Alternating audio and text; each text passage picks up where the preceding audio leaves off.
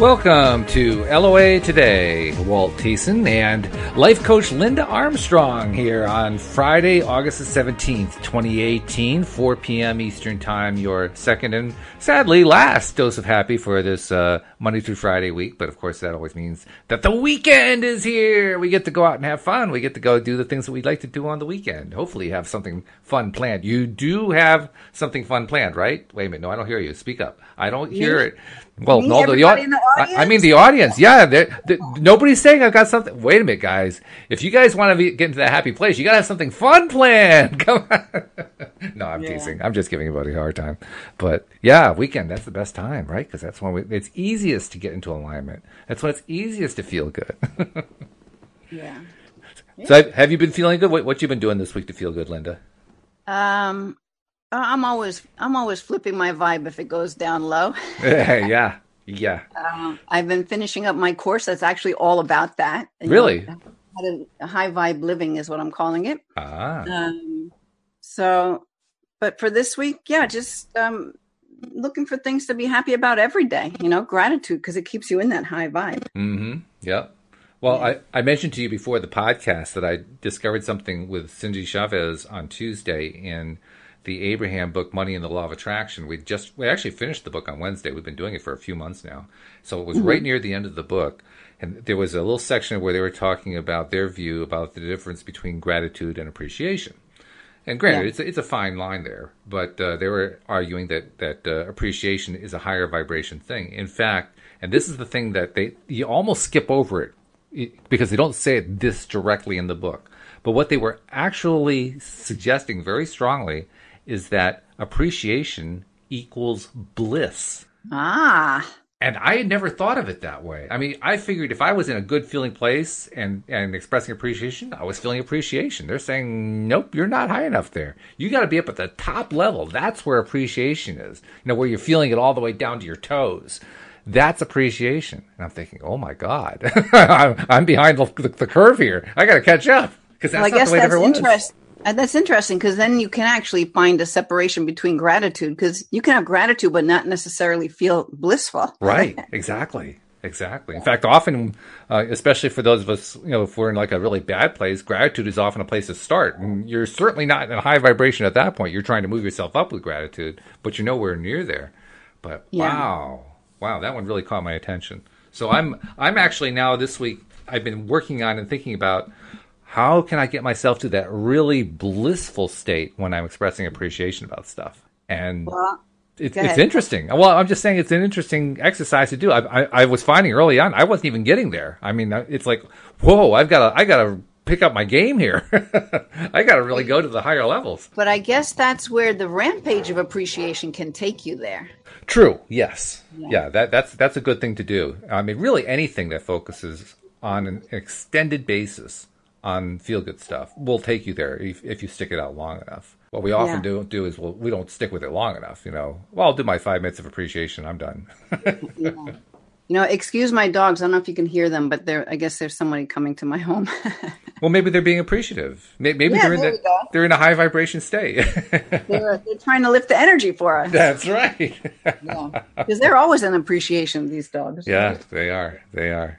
Well, also, this kind of ties into our topic, too, because the topic, and you came up with a good one today, the topic is about, what are the signs? How do you know when a manifestation is about to occur? Because people get frustrated, right? Yeah. And as soon as you start getting frustrated, well, forget being high vibration. That's not the right direction. So yeah, but there's a twist to that. Okay. And the twist is that a lot of times that's an indicator that it's right there. Like you're so close. It's honest. It's kind of like, I did a video on this today, but I always, you've probably seen those memes that go around Facebook where the guy's digging the tunnel and the gold is right there, but he gives up right before he gets there and then he goes in another direction. Right.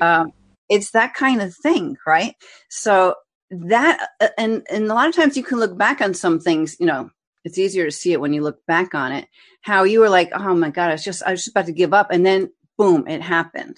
So I would say what I teach is that when you're feeling, number one, when you're feeling that like you want to give up on it.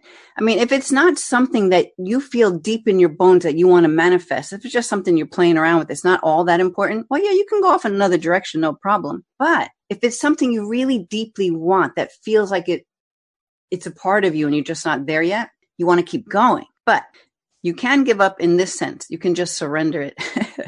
Surrender it to the universe. Say, okay, I know this thing is coming, but I just can't struggle. I can't push any further. I don't know what else to do. And then you just give it up. You're like, all right, if it's for my highest good, it's going to come. I know it's on its way. And then it's kind of like giving it up to the universal manager type of thing. We've talked about that before. Mm-hmm. But you just let it go. Not like you're letting go of the desire. You're letting go of that struggle energy because that's not going to create it, right? So when you can do that bit of a surrender as it's coming. I'm going to just have faith and just trust that it's coming. Then when you actually, and as I say it, I can feel my body relax even with the words. Once you surrender it, you're open for inspiration to come your way. Okay, because your vibration immediately starts to lift a little bit as soon as you let it go. And then guess what? The universe, your guides and angels, they can start sending you the little things that come your way. The little things? Is that the technical term? The little things, the little signs. I can give you, here's an example for something that happened to me this week. And this is perfect. I wasn't even thinking about this when I mentioned this topic to you today. I should have, because I already shot a video on it. But I don't know. It's been one of those weeks. There was one day during the week where my vibe was low. I'm like, all right, I could flip it. I know what to do, Mm-hmm. And I just decided to distract myself. I'm like, all right, whatever. If this is supposed to happen, and this was kind of relating to me moving to Arizona because there's a lot of pieces involved with it, and I don't know how it's actually going to unfold. So I was in that energy of, whatever, it's going to be, it's not going to be. I kind of did the give it up thing, right? Right. Mm-hmm. And wouldn't you know it, synchronicity, right? I go to my karate school because I have a karate school, and I'm in my office and I hear this voice talking to my husband, and I even hear her say, "Is Linda here?" I'm like, what the heck? I go out there. There's this woman who I haven't seen in 14 years who moved to Arizona, walks into the karate school, into the dojo. And so I'm like, oh my God, Beth, how are you? How's Arizona? She's like telling me how much she loves it there. And I said, we want to move to Arizona. I asked her, where does she live? She says, Prescott. I'm like, oh my God, that's where we're looking at this point right now is Prescott. So I'm like, it just blew me away and lifted me sky high into that bliss appreciation state because, it just the way it happened, it proved to me that when I let go of it, then spirit can step in and send me the sign to let me know that it's on its way. And there was this girl from where I want to go, walk into my space. I have to admit, too, that's a sign even I wouldn't miss. Having somebody walk in who I knew, who lived in the place I wanted to go to. Yeah, I couldn't miss that one. You couldn't miss that. No. But you know what? A lot of people might miss that and not realize it. You'd be surprised. I guess people that's who true. Don't know about people who don't know about this law of attraction stuff and energy. Yeah. You control your life? Yeah, well, that's true. I mean, if you're not into this stuff, then you're not even going to know to look for it. Or if you're not into something metaphysical, you're not even paying attention to the idea of signs. So, yeah, sure, you can definitely miss something there. You just blow it off like coincidence. But, that's it's a lot bigger than a coincidence. It holds a lot more meaning to it than that, Well, I've also found that, and I've stated this before on the podcast, when it comes to trying to predict how something is going to manifest, my batting average is 0, 0, 0. I am a terrible predictor at how it's going to work out. And invariably, I mean, I think you called them synchronicities. Yeah. Synchronicities produce the most bizarre results that produce the manifestations that have happened in my life, particularly the ones that were really, really important. And when all was said and done, my first reaction was, what? And my second reaction was, a Hollywood scriptwriter could not have written that. I mean, that's how crazy they get. Absolutely. If somebody were actually to submit a script like that to a producer in Hollywood, it would get thrown out the window. Like, no, sorry, no one's going to buy that. Yep. Not going to happen. I have another story. Maybe we'll get to in a few moments. That kind of ties into this. I'll just make a note of it so I don't forget. Okay. Of things just happening. All right. So, but anyway, so another part of that. So like, I kind of look at it, there's like three tips to know that your manifestation is on its way. So one of it is that you're ready to give up. that's a good indicator. And when you can turn the energy around on it, like we've just been talking about it, you really step out of your way and allow for it to come in an easier manner, put it that way, because it's coming. If it's part of your destiny, if it's part of your path here, it's coming. It's like, how much do you want to struggle on the way there? Or do you want to let yourself just be drawn to it, you know? Yeah. The other thing is like another step, I call it visions of the desire. Okay. Will just appear in different ways. And then there's another one to do with gut feelings. So what's this visions of the desire? What do you mean by that? Like images that represent it? It could be, but even deeper than that. So I'll give you two of my examples. Okay. Just the other day, and this is, like, you can't make this stuff up. Well, actually, people are going to think I'm making this up because it's that out there. Well, yeah, if it's woo-woo, sure. this is my truth. This is what happened. I was cleaning out my kitty litter box with my cat, right? And as I'm doing that, in the room that I'm in my house that exists right here and now, I flashed to someplace else. I was someplace else cleaning out the kitty litter. And it totally felt like someplace else in Arizona, right? Yeah. And for a second, I was there, and it kind of startled me. And then I was back here again. I'm like, wow. Like you traveled? Is that the idea? I believe I just jumped through time for a second to see that it's it's another one of those signs to let me know that, yeah, it is on its way. Yeah. Twilight Zone, but I'll even have that when, like, I'm driving here in New York, and I'll like have this feeling like I'm totally in Arizona, and then I'm back in New York. So I don't know how many other people. It would be really cool if people would call in or text in or comment if they've had anything like that happen before that are actually listening live. That would be awesome. Yeah, that'd be fun. Yeah, absolutely. Yeah. By the way, if you're listening live, most likely you're listening on the homepage of our website at loatoday.net, and the instructions on how to connect to us through the Zoom platform are right there. So it's real easy. Take advantage and contact us. We'd love to hear from you. Yeah. So anyway, things like that are really kind of,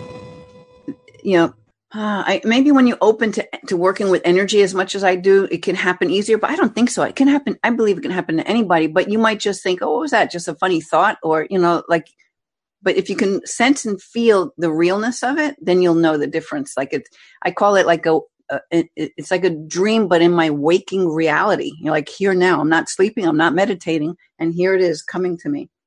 Well, I can tell you a story that has happened like within the last 10 minutes before we started the podcast. Sure. And it's a pretty cool one, actually. Love it. Our listeners know that my wife has a gardening services business, and we have, I'm not sure what the current count is, 10, 12 employees, something like that. So it's doing pretty well in that sense. It hasn't been doing well in the sense of being profitable, and not because we lack work, but just because we planned on some things and we were kind of aggressive with some things, and we ended up not making as much money off of all the business that came in as we should have. So things have been kind of rocky. And it's gardening, of course, is seasonal. So our season runs from the beginning of April through the end of October. Well, we're in the middle of August, which means we have 2.5 months left to try to make up for what didn't happen for us financially, but should have happened over the last 4.5 months. Mm-hmm. And I was planning. I'm the financial planner, so to speak, for the business, the accountant and all that. So I was kind of first doing it in my head, and over the weekend I was planning to do it on paper, calculating what it was going to take to return to the basic goals we need to reach in order to get through the winter, have our savings restored to what, because we have to invest in the business every year in order to get it started, all that kind of thing. And quite honestly, Louise and I were both pretty nervous about it. But over the last few days, I kind of changed my energy around on it and said, I know we talk about this every day on the podcast, how important it is to be in alignment and how important it is to segment intend and to be in that high flying place and stay there and not allow yourself to get knocked out of the orbit and all that kind of thing. Okay, so that's what I've been doing. Well, first I got to tell you one thing as a preamble. One is the largest single job we've ever had was one we had last year that totaled about $24,000 worth of work, which is a lot of work. Mm-hmm. And we knew, I won't go into all the financials of it, but we knew we need to have a lot of work for the next 2.5 months in order to rebalance the financial situation. We had already worked out how we're going to shift things around so that it's more profitable for us, but you still have to have the business to come in, to feed that and make it actually produce the result.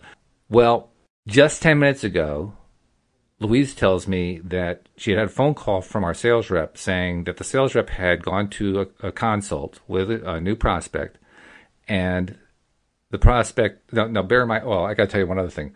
Our typical job is usually in the low thousands. That's a normal job. A small job would be like 400 to 500. Large job, maybe 5,000 to 6,000, something like that. So, that gives you an idea of what the ballpark is. Okay. She walks onto the property and talking to this really nice husband and wife who had been thinking about selling their house because they couldn't keep up with all the gardening they've got. They got huge gardens. It's a really big property and so forth. And the only hope they had was to have somebody like us come on board and take care of their gardens. Otherwise, they'd have to sell, and they didn't want to. They love their house. And so what we normally do, and we almost never get a direct answer, but we always ask anyway, is, what's your budget for this? And he says, well, I figured I could set aside $30,000 to do this. Ah. And practically, she was trying to do everything she could to keep from fainting on the spot. Right. This would be the largest job we'd ever had. Beautiful. So now, does this solve all the financial problems? No, but here we are. We're in this difficult space. We're deliberately changing our energy around, and all of a sudden, just at the last minute, and Fridays are never when jobs come in. They come in on Mondays and Tuesdays. Here we are on a Friday, and the biggest job we've ever comes in, right when we need it the most. It's like, whoa. Very nice. Yeah. Because, and you also decided to drop the heavy energy around it. We did. There you go. Yeah. Now, could I have predicted that? No way. Now, the other question is, was there an image there? Was there a sign? And I don't know. I there may have been. I just didn't see it necessarily. Or maybe this is a sign. I'm not sure which.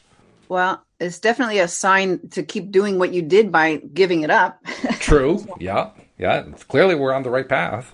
But it doesn't have to be all three signs. It comes in different ways. So, these are just possible signs. You don't have to have all three to know that.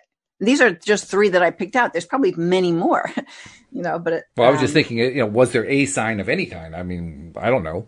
Maybe there was.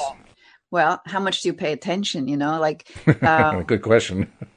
It's funny because the other day let's see what was going on. I had someone I had to coach that had just gone through some major thing. And then that morning, for some reason, before this call, I was walking.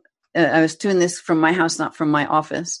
But I just happened to walk through one area of my house, and I noticed this butterfly coming out the window. Now, I have a tattoo of a yellow swallowtail on my arm because that butterfly is very special to me. It brought me lots of messages before. And I haven't seen that butterfly all summer, all spring. I haven't seen it since the butterflies are out again. I haven't seen it. Mm-hmm. And I even mentioned it to my husband a couple of days ago, I haven't really seen that yellow swallowtail. And then today it flew right at the window and then changed directions, right? I'm like, wow, that's interesting. I didn't know what it represented, but I knew it meant something. Mm-hmm. And then I went outside in my yard and I found two wild turkey feathers and this huge moth that was, dead, a white fuzzy body with these beautiful greenish bluish wings with, the eyes on them, on the wings. And I'm like, wow, this thing is beautiful. I had like a little bag full of all my treats I'm finding around my yard. And it wouldn't mean anything to anybody else. They would like blow it away with the leaf blower or something, Right. But to me, it carries messages. Then I get on the call, and I didn't even put it together then.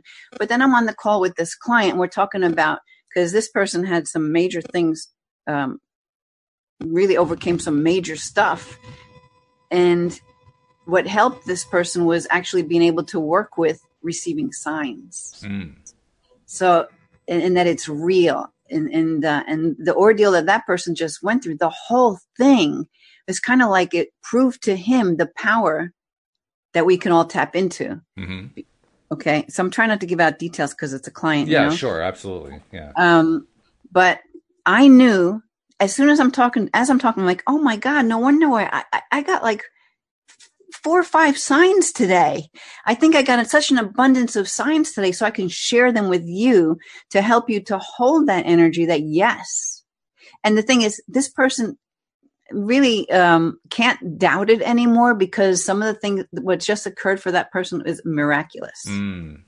Miraculous. Mm-hmm. And that's actually something I wanted to talk about, to bring in, and then we can go to that other tip about the gut feelings. I want to talk about that too. Okay. But so I don't know if anybody's ever worked with mala beads. Have you?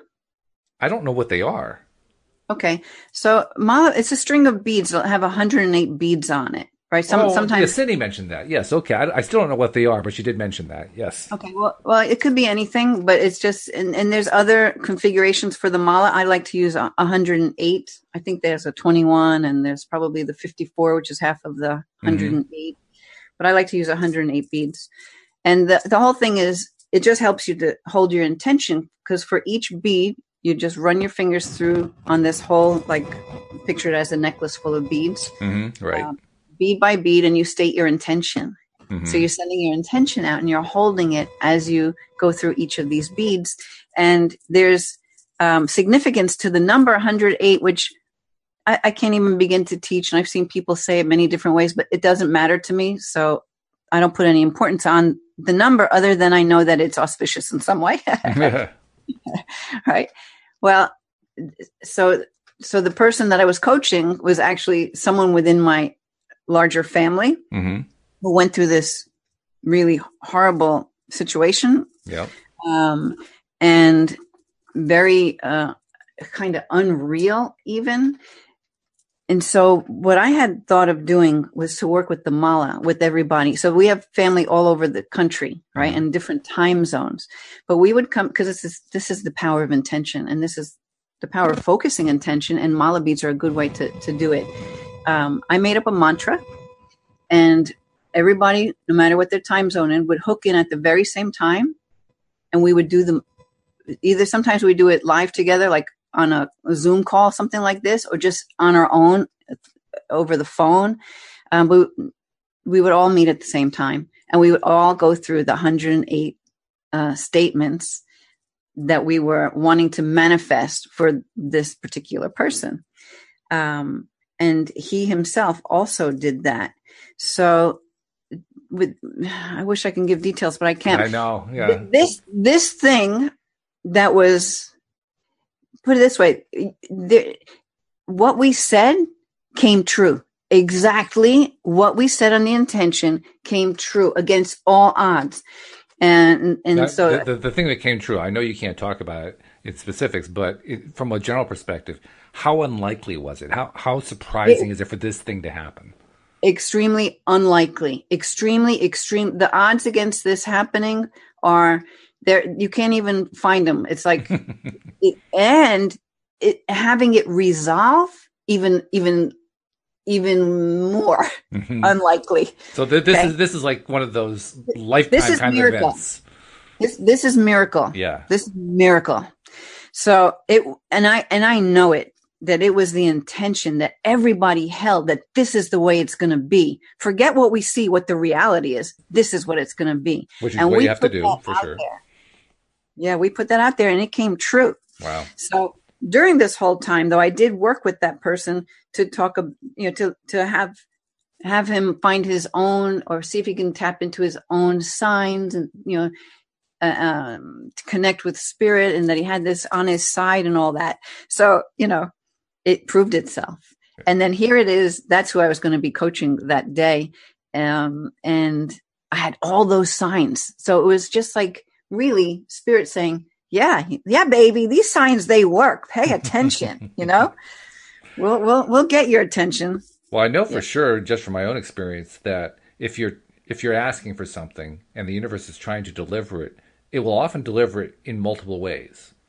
So that if the first one doesn't go through, the second one does, right. Or if the second one doesn't get through, the third one does. So it's like this whole train of possibles to get there, which is why sometimes you can actually end up with multiples, which is confusing when it happens. It's like, well, I only asked for one. Well, it kind of reminds me of Sonia. Sonia Choquette? I do not. Okay, she's a very well-known psychic, and she's written many, many books, and she's really in that self-help industry. Hmm. Anyway, she talks about how, like, she'll joke about how your guides, they're all like sitting around, and they're having conversations with each other. Like, hey, did your guy hear anything you sent to him today? Did they see the signs? And they're like, no, my guy didn't see anything. Did your guy see anything? Right. So they're there, they're there to help you and support you. You got to ask them for help, and then you got to pay attention. Sounds like a there. joke. Three spirit guides going to a bar, right? That's what it sounds like. Yeah. But it's really the way it is, So if you're totally oblivious to it because you're too stuck into the material aspect of this world and not understanding the energetic side of it, then you're probably not going to see this stuff. Somebody's you're going to have to get those 10 signs before you're like, oh my God, I kind of got something like that the other day. Maybe there's a reason for it. Yeah, I'm not sure about signs about stuff about to manifest. I can't say I've been really aware of them. That doesn't mean they aren't there. Just means that my spirit guides are frustrated. but I can tell you that I have noticed what happens when a series of events occur that lead to a result that I asked for, and the series of results were so convoluted that nobody could have planned it. I mean, even the best planner in the world couldn't have planned it to come out the way that it came out. And when you look back at it, the first thing is you're aghast that it even worked. And the second thing is you got exactly what you asked for. And you say, how the hell did that happen? Right. That to me, that's the closest I've ever come to having, for me, a clear-cut sign. Here is proof that the law of attraction works. And that really does convince me. When I see something like that, when I know that, it's kind of like what happened with your family member, where some event happened that is just so overwhelmingly unlikely, and then especially if it happens in a way that the way itself is so overwhelmingly unlikely, that's where you start throwing odds out the window. That's what the probability doesn't even apply anymore. It just doesn't even make sense, and you have to say, wait a minute, there's something else going on here. Right. Or you can just get really sunken in and just accept it as it is and be stuck there, We don't want that. Yeah, that is possible. That can be done. Many people will do that. I mean, one of the stories that I put into our book that we published this past May, it was actually the last story in the book. It was a story about how Louise and I, make a long story very, very short, it's how we moved from Virginia to Connecticut. But saying that doesn't do justice to the absolute insanity of the story. Because it was literally, being up against the wall, and just as you're up against the wall, the shining knight comes to save the day in time for you to be shoved up against another wall for another shining knight to come to save the day, to be shoved up against. I mean, it was like that kind of a thing. It was just like one stupid thing after another working out perfectly, followed by another one working out perfectly. Couldn't have worked out any better. Like, what the heck is going on here? I read that story. I love that story. Did you enjoy that? Yeah. But maybe it had to be that way for you to be like, oh, there's actually something to this. Things could happen. It definitely imprinted on me just how effective this whole law of attraction thing is, for sure. It really, really did. I mean, and to be honest, when it came to writing that story, I mean, Louise and I really wrote it together, but in truth, I wrote most of it because when you're in the middle of something, particularly like that one was, it was painful. It was scary. It was terrifying at times. And Louise didn't even want to reread it. She didn't want to be involved in writing it, most of it, because she didn't want to relive it. That's how traumatic it was. And yet, despite all of that, it all worked out. It worked out in ways that just like, whoa, what the heck? Somewhere along the way, I mean, I guess that could have been that point where you just gave up and stopped thinking that you couldn't even do it, Oh, yeah, we were long past any hope of doing it. Doing it was just impossible. Pretty much from the beginning of that story, I had no idea how to pull off any of it. And so I had given up from the beginning, which was probably my best move. But nevertheless, I had just given, go with the flow, let roll the dice. Let's see what happens, I love the part about how you walk away with 2 cars. Yeah. We arrived in Connecticut with no transportation, no money, no credit, and drove 2 brand new cars off of a parking lot. Like, you got to be kidding me. Right. Yep, miracles do happen. That was crazy. Oh, my goodness. I never want to have to go through it again, but wow. Yeah. So then another thing, another sign, at least the one I noticed, because I've been having this a lot lately, is that you just have this feeling like it's all going to work out. It doesn't matter that there's all this stuff that you have to get through, and you're looking at that and you're like, it could get sunken in, but somehow there's this feeling that it all works out. Now, I've been getting that a lot lately.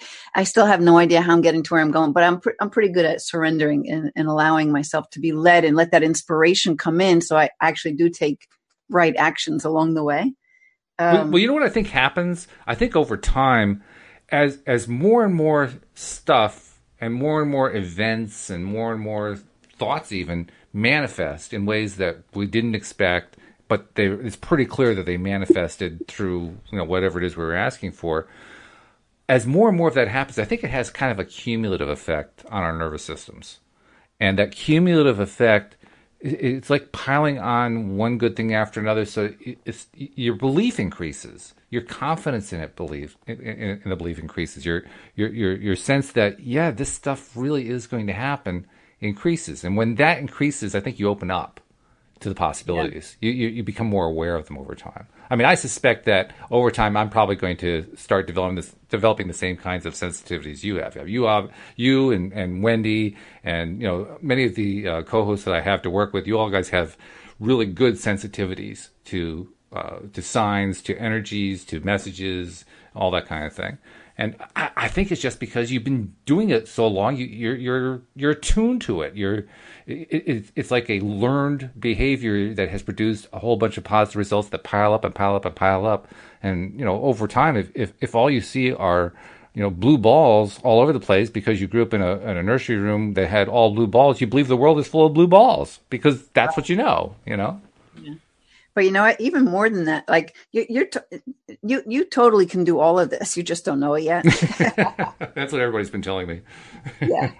And look, your sister's very highly attuned, right? Mm-hmm, yeah. So it made me think of the 100 monkey experiment. I don't even know how to say. Do you know that thing? Not by that name, no. Okay. So, I mean, it's kind of like, so what you're saying right now is as more, like even this whole thing that happened in my family, it sends out to the collective conscious more and more, like your miracles of how you got to Connecticut. It sends it out into the energy field in the universe, right? So it can grow out there and more people can latch onto it. So that 100 monkey experiment, and I always blow these stories, but basically it was a scientific study, and they had they were monitoring, I guess, monkeys on these different islands, and the monkeys on this one island figured out a way to do something. I don't remember what the controls were of this thing, but somehow those monkeys figured out how to tackle this problem or whatever it was, I guess, for their survival, right? Mm-hmm, sure. They did it. And, they're on a separate island. All of a sudden, the other monkeys could do the same thing on the other islands. Oh, I see where you're going. Yeah. There's also that one. What was it? The runner who broke the mile, the 4-minute mile, Roger Bannister. Right. And back then there was no internet and all that, right? Right. But the studies show that after he did that, all of a sudden, all these other people are doing it all over the world too. Mm-hmm. Yeah. Yeah. Well, he also broke through the barrier, the mental barrier, because there was the belief that you couldn't break through, and he broke through, and all of a sudden, the mental barrier had been pierced, so the belief changed. So what I'm saying, it's bigger than just that story because it goes out into the energy field of everything.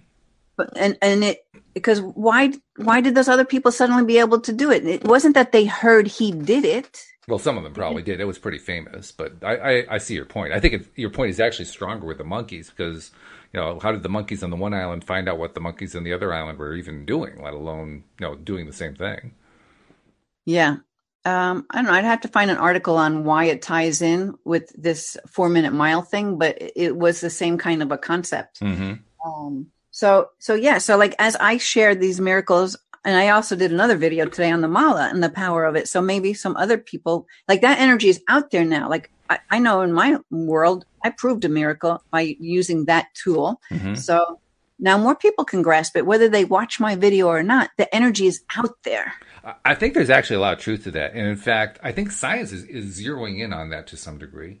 For instance, I can tell you about some information that my sister-in-law, Iona, shared with me on a podcast that we did together a number of years ago, in which she was telling me about what she had learned about the nervous system, the human nervous system. She's pursuing a PhD in neuroscience or something related to neuroscience. And when the brain signals something, when a signal goes out to heal or to walk or to stand up or, feel pain or whatever it is, if you were to actually track the electrical impulse that goes through the nervous system from the head down to, say, your big toe, so it's going like the longest route it can get there, that signal can take like 3.5 seconds to get there. It's not fast. It takes time for it to work its way through the nervous system down there. And yet, if you stub your toe, you don't have to wait 3.5 seconds to find out that you stubbed your toe. You know it instantly. Right.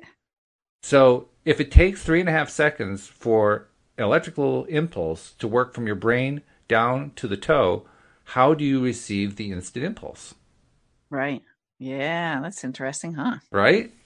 Yeah. And that's where scientists are now starting to consider the idea, well, maybe there are these fields around us, and maybe somehow we're passing information through these fields or something along that line. So you can tell they're going in the same direction. They're not considering it. They know it. They know it. And there are people who are writing about it. Like, I'm actually listening to a book, because I only listen, I don't read, on Audible. You and Joel, he loves to listen to books. And it's called The Power of Eight. I'd have to open it to see the rest of the title, but from a woman named Lynn McTaggart. She's actually a journalist. Mm-hmm. And so what she's writing about there is how intention works. I guess it's perfect because we were talking about the mala before, the power of intention and how group healings can work. Because she calls it the power of eight, because then she took all these studies that she was doing, which I'll explain, and you probably heard of some of them, and I'm sure I'll screw it up too. But she took that to these live healing circles where she'd put people in a circle of 8. And if one person had an ailment, they would all 8 hold the focus of an intention for the healing for that one person.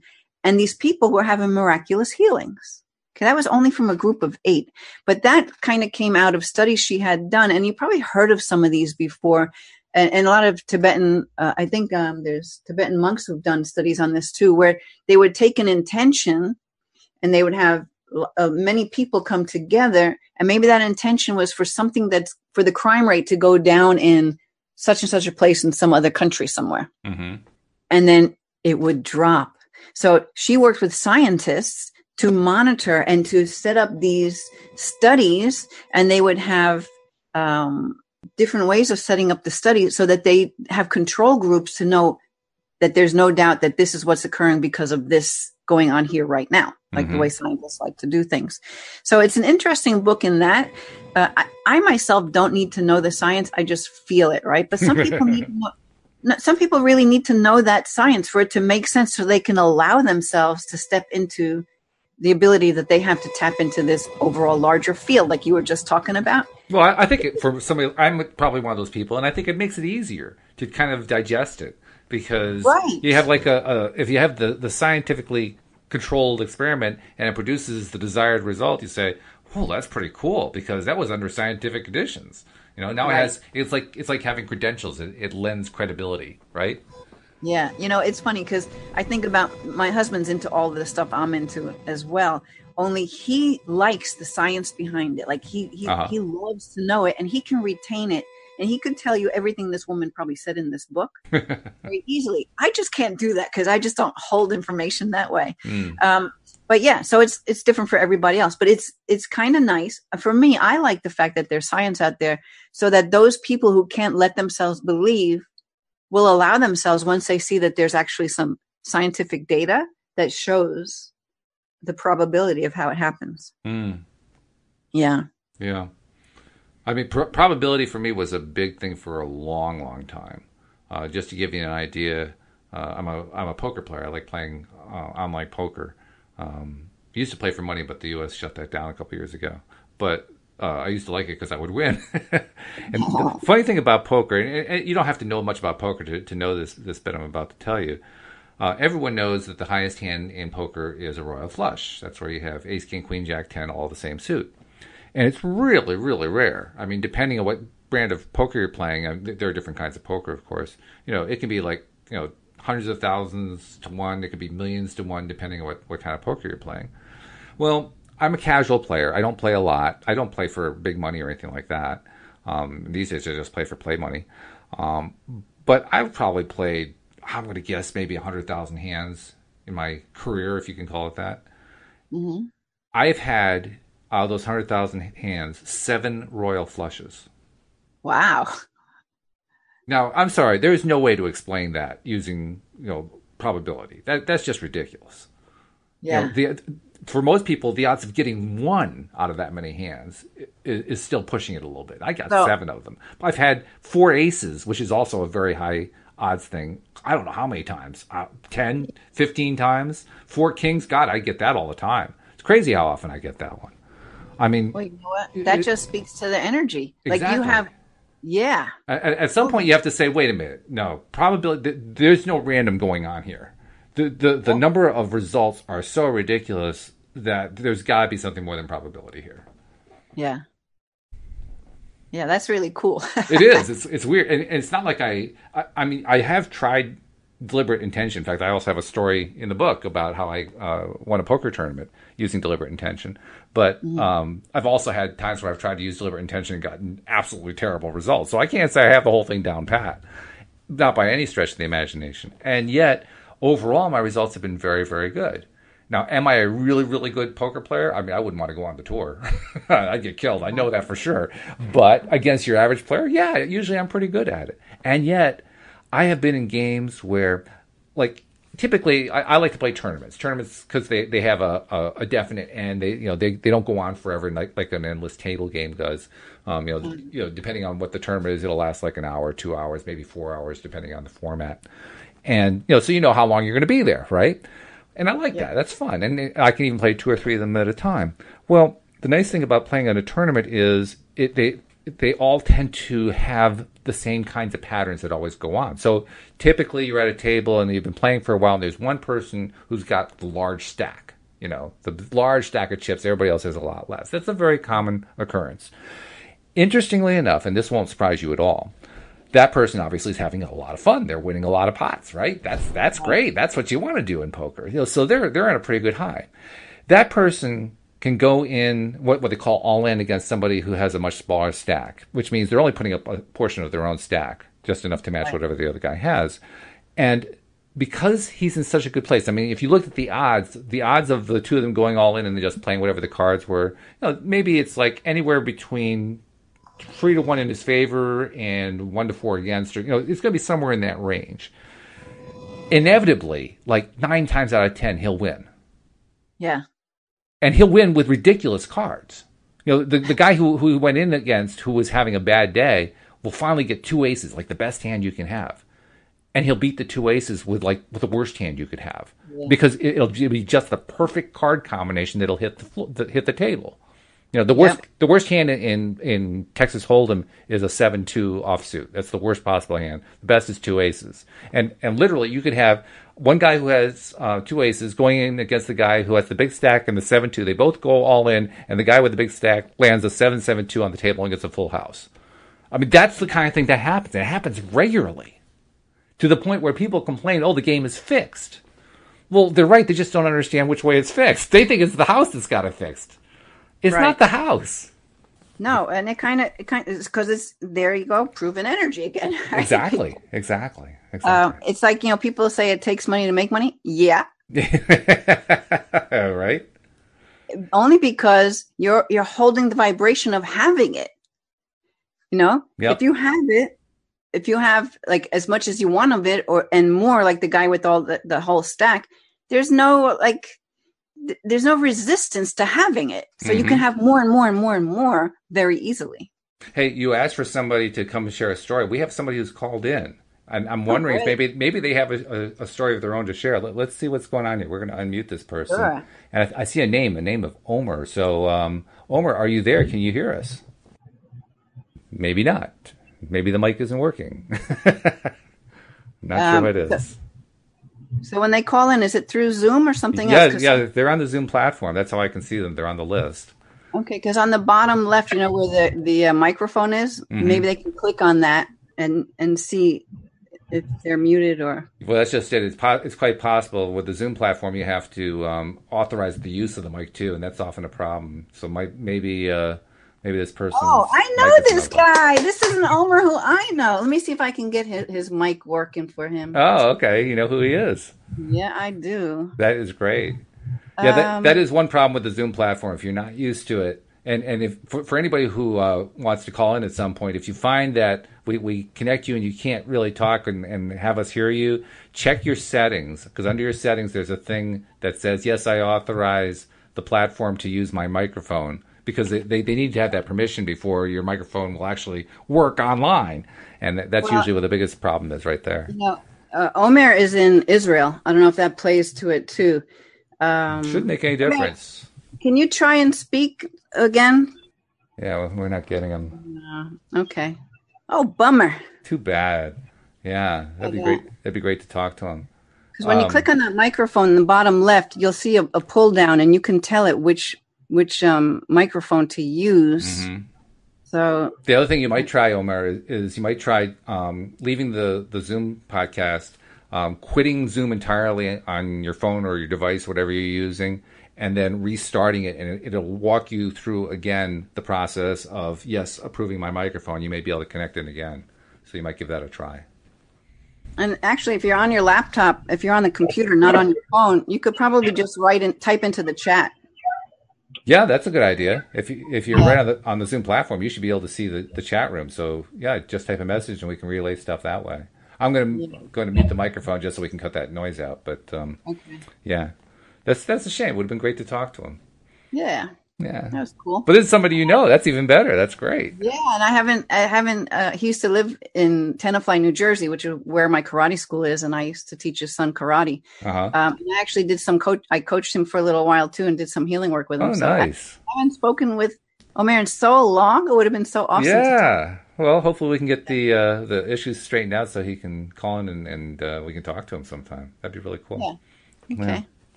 Yeah. But now, while I think about it, there's a couple of messages I want to make sure I get put out there. I usually forget and do it at the very end of the show and no, we got an opening right here. I'm going to do it. So we've been talking about this for a little over a week now here on the podcast, specifically for people who are our regular subscribers and who are regular listeners. We love all of them dearly because they're just there every week, and we can tell they're downloading all the episodes and so forth. We want you to help us with an experiment we're doing that is already producing results, but we need more people doing it because not too many of you have actually done it yet. And that is just go to your favorite social media channel, Facebook or Twitter or whatever it is, and post something of any kind. You can say whatever you want. Hopefully say something nice. We'd like that.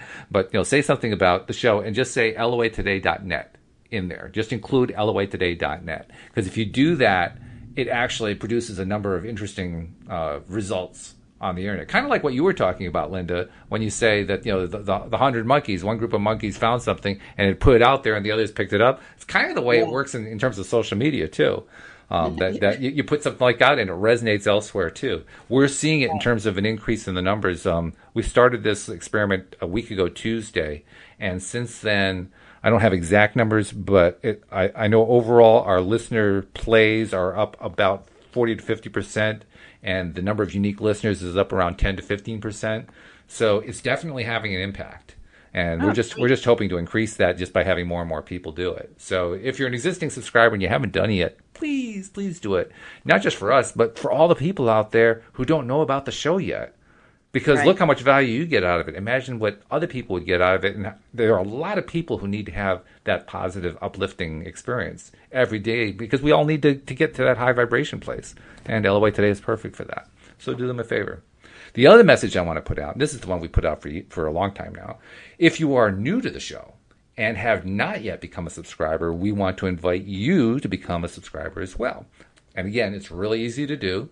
go to the homepage of our website, loatoday.net. The instructions are right there below the player that you can listen to for listening to the live broadcast.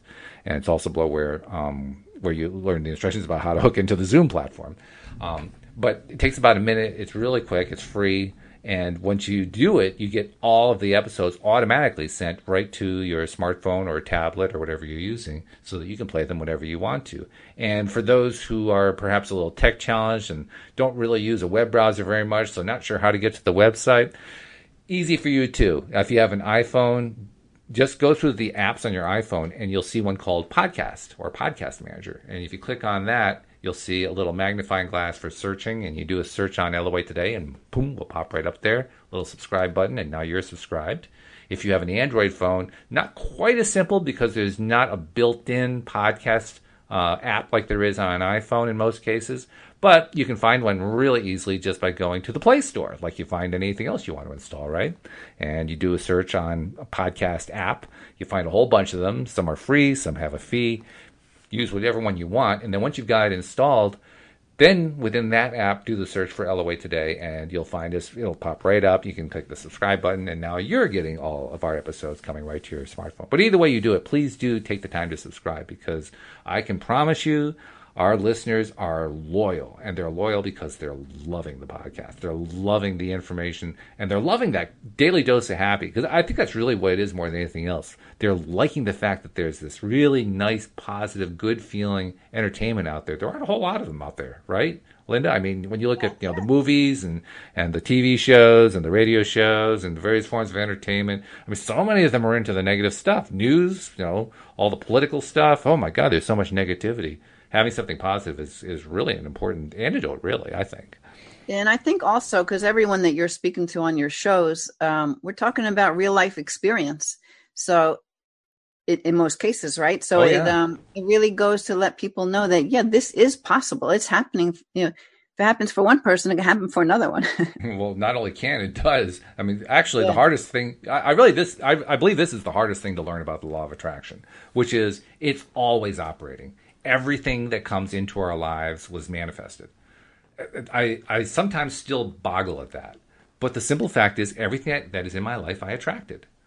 And, right. And like, how did I do that? know how I like to explain that one in an easy manner for people? What's that? And I don't know if I've said this before in the show. Maybe I did. The universe only knows one word.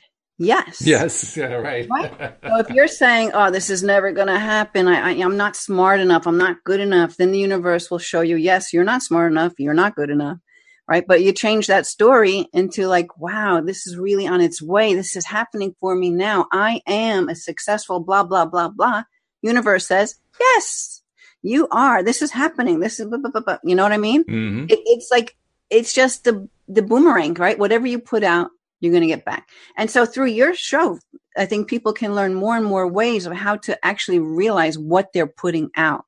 Oh, yeah. It's an opportunity to practice every day. Not that we don't have opportunities without the show, but it's a reminder like, oh, yeah, other people are deliberately creating. I can deliberately create too.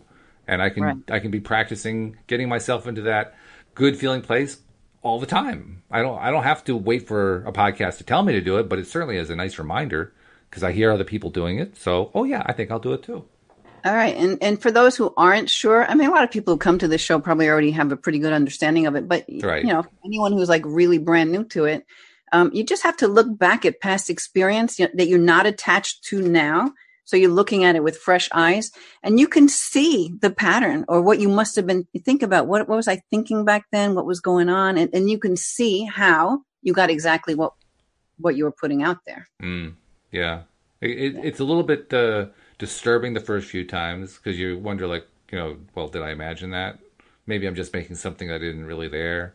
And then it happens a few more times, and then you start to say, maybe there is something to this. And it has that cumulative effect. Over time, as you notice more and more and more, you start saying, okay, I guess I have to give in. That's the way the universe really works.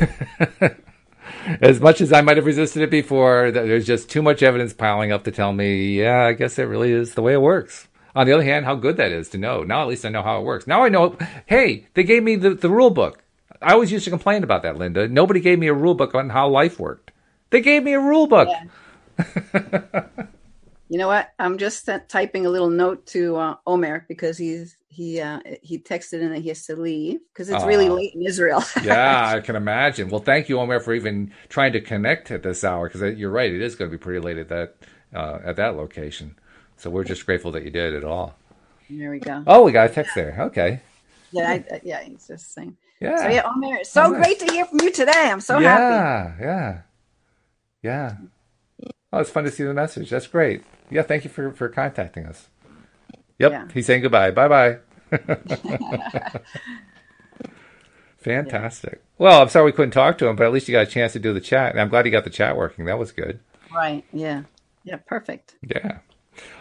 Few minutes left. The original topic was about signs and about Well, how do you science know? is getting close, Yeah, right? how do you know that you're getting close? I mean, you were saying that that one of the ways that you know you're getting close is that you're losing faith, which sounds weird, but Hmm. I was hoping maybe you could just like elaborate a little bit on that. How is it that if you're losing faith, you're close?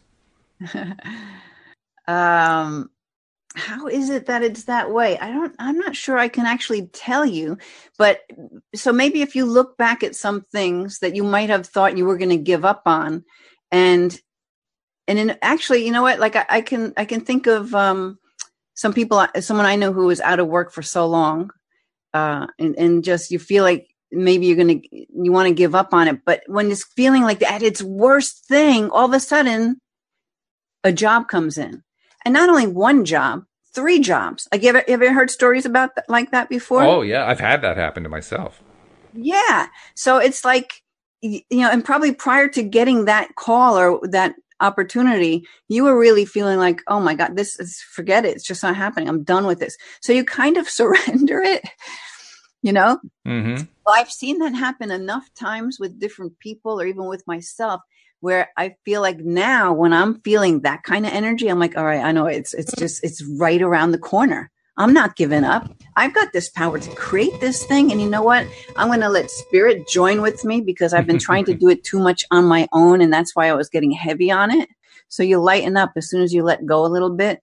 And, Well, lighten up is yep. actually the right phrase because whenever I have experienced the thing showing up when I gave up, what it really meant is I gave up on feeling depressed about the fact that I hadn't shown up. Right. That's what I was giving up on. I was giving up on, oh, I'm just so down. Yeah. Because when you're down, that's the guarantee that you're not going to get what you're looking for. But it's a form of surrender, Yeah. so you're actually surrendering the heaviness. And when you do that, then that, yeah, truly does lighten you up. And then the inspiration can flow in where all of a sudden the thing just shows up, or you just have this incredible thought. And you're like, why didn't I think about that earlier? It's like right under my nose. I know. Yeah. Yeah. That's how I got my wife, actually. Oh, yeah? Literally, yeah. I mean, I thought I was a confirmed bachelor for the rest of my life. We didn't meet until we were in our 40s. And my love life had been absolutely abysmal. It had been terrible. And I'd had one bad experience after another. And I was getting so depressed and so disgusted that finally I just said, I threw in the towel. I said, I just can't do this anymore. I can't live like this anymore. And a month later, I got a call from her. Yeah. Yeah. So when so here's my point. Looking back at it, that was the point when it was right around the corner. Yeah, good point. Right. Yeah. So I can say that because I've seen other experience and even with my own. And now look, here's yours. There it is. To prove it again, Yep. is that the magic is just right there. So we can like have ourselves maybe relax a little bit in the thought that it's possible it's right around the corner because this crazy girl said that when it's worse, then it's right there. And then you allow it to show up. That's a good way to finish up the podcast for today. Before we leave, Linda, I always like to add in one little extra thing there. You're a coach. You help people. You help clear their energy. You help them, reverse situations in their lives just by helping to get them into a better feeling space. If someone wants to reach out to you, how do they reach you? They can really just go to my website, lovemylife.coach. And there's many places to hook to book sessions there. Or you can just email me, linda@lovemylife.coach. All right, good. Hey, it's been great. I look forward to talking to you again a week from now. Yeah. All right. And have a great weekend. And we hope that you'll join us next time as well here on LOA Today. Goodbye, everybody. Bye, everybody.